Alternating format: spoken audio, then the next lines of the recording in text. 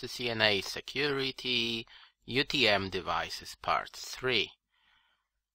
Well, it was supposed to be a really short video show, and I planned to show you a Zyzo UTM device. Fortunately, I can't connect to it, and this is CCNA Real World Labs. We'll try and fix it. The IP address is 172.16.1.1 and I can't connect to it. I am using a VPN connection at the moment. I am somewhere else and I use Cisco AnyConnect. Let me show you ipconfig. That is my IP address over here. Yep, 192.168.199.108. I can access everything from the subnet 172.16.1.x, for instance .2, .21, .7, everything. I will not be able to ping .1. I think there is no route for my VPN subnet on Zyzo. Right, and we are going to have something that can be classified as asymmetric routing, right? Because my IP address is 192.168.199.108 and Zyzo USG50 has no idea how to route there, and there is a chance it will use the default route, which of course is not going to work because that's the internet. I connected with VNC. Of course I was able to log in because that is my local PC. We'll try and fix it. Real World Labs, right? Static routes? Ooh, I don't have any static routes. Okay, fair enough. Let's add. Okay. To get to this is my live network. I don't want to make a mistake here because I'm not there and don't want to break anything. .0. Subnet is 255.255.255.0. And now what shall I do? Because it's not as easy as I thought it would be. Let me connect to my layer 3 switch 172.16.1.5. Ah, just stupid Windows. Just hate. You know how to fix it, right, guys? You have to add features. Add features in Windows. And there is an option to enable Telnet. A Telnet client. Microsoft decided to save 200 kilobytes, right? And let's fix it. Here we go. There should be Telnet client. You don't need a CD or you don't need an image. It will just copy that and enable it for you. Come on, Windows. Let's try now. Thank you. Okay. Show IP route. I have my default route. That should be okay. I have HSRP running here. So show standby. Yeah, that should be okay. Cool. I will point to 172.16.1.252. Okay. That should not break anything because I am very specific. There is, and I'm still connected, that's always a good sign. You don't have to save your configuration here, so that might be dangerous on a device like that, but it applies to almost all UTM devices. I can say unfortunately, but a lot of UTM devices will just apply everything straight away. And I remember I killed that box 2 or 3 years ago. I think 3 years ago. Okay, that should do the trick. Let's try and ping it first, because we couldn't ping it either. 172.16.1.1. Yes, we can ping it. Cool. Okay, I don't want to use VNC because VNC is really slow. As you can see, it takes ages to refresh the screen. Cool. Let's try it now. Cool. HTTPS. Okay, fair enough. Let's use HTTPS. So let me log in.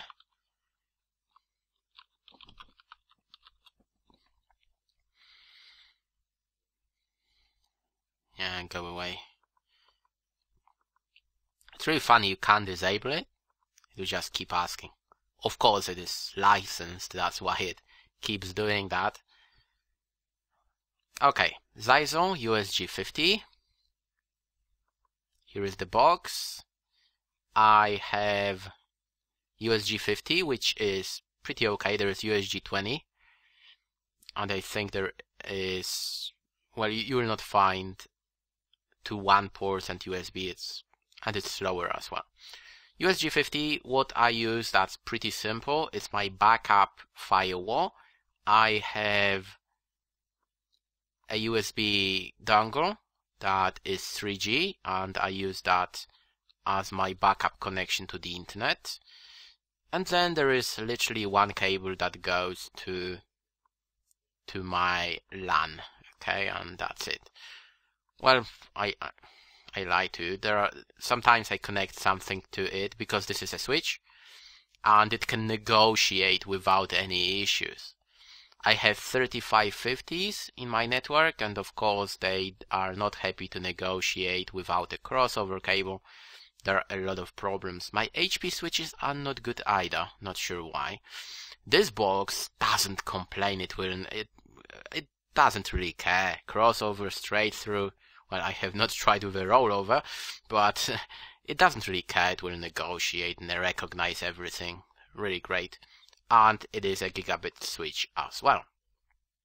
It's much better than CyberRoam when you think about that, because you have a built-in switch. CyberRoam decided not to do that. I think on some CyberRoam devices there are modules and you can add a switch, I hope, but there is no switch on CyberRoam UTM devices, and there is one on Zyzo, which is great because it is a small office, home office device. I don't have a wireless version, but there is USG50W, which is a wireless version as well. Okay, we go to configuration, interfaces. What I use is 3G. Please note it's connected. It shows it's connected. Routing, that's what we saw. I want to show you firewall. I don't have a lot of firewall rules now because I don't use that connection anymore. It's my backup connection. What I want to show you is monitoring. And now I wanted to show you 3G because this is really interesting.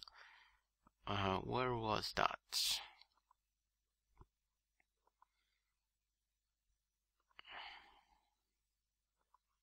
I have to be again very careful because that is my live network. I want to show you a really nice feature that you can find over here. I think it's in advanced. Here we go. Enable budget control. It's awesome, awesome. I recorded a video where I discussed a DNS amplification attack, and it cost me some money, and Zyzo was really nice to implement a feature that can help me with that. I am going to receive a syslog message every time I go above 900 megabytes. options available are over here. You can log alert, and it will keep doing that. Yeah, it's awesome. It's really great. A small feature that can save you a lot of money. Okay, VPNs, very similar. We have IPsec, SSL, and L2TP. I actually use L2TP on that box. Of course, it is combined with IPsec. That's why when you go to IPsec, you will see some rules for that. I start with AES 256 and SHA-1. In most cases, that's what Windows will negotiate, AES and SHA. It's absolutely fine. Let me edit. I'm not sure what else I use. I'm pretty sure I use 3DES and that's it, nothing else. What else? Yeah. AES 256, 128 and 3DES. Yeah, I wanted to check there is no DES or anything crazy like that. Pretty easy to enable.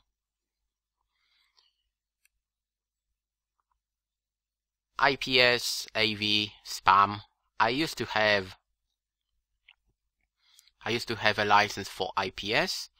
I don't use that anymore. That's why I decided not to buy it. That's why it says expired. It was pretty cheap as far as I remember. And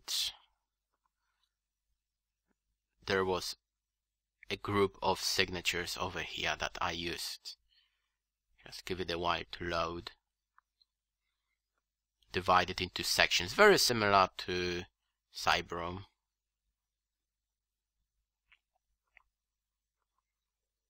I think you can't click to get more information, I'm not sure. Don't remember. Yeah, but it's similar, divided into sections and services that you can enable and decide what to do. Yep. Okay, monitoring, which is really nice on that box as well. And that's I don't know why Cisco, they do not pay enough attention to things like that, like a nice web interface and monitoring features. It's really nice that you can check what's going on without a dedicated PRTG, Nagios, Cacti, WhatsApp Gold server, right? You can check that on the box itself. Let's check that guy. I can see it is connected. The quality, oh, it's good. That's nice.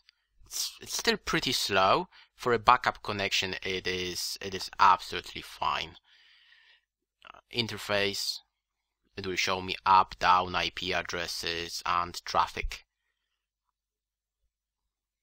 Yeah. Some more. Here. Switch to graph view. You will not see anything here because I don't use that.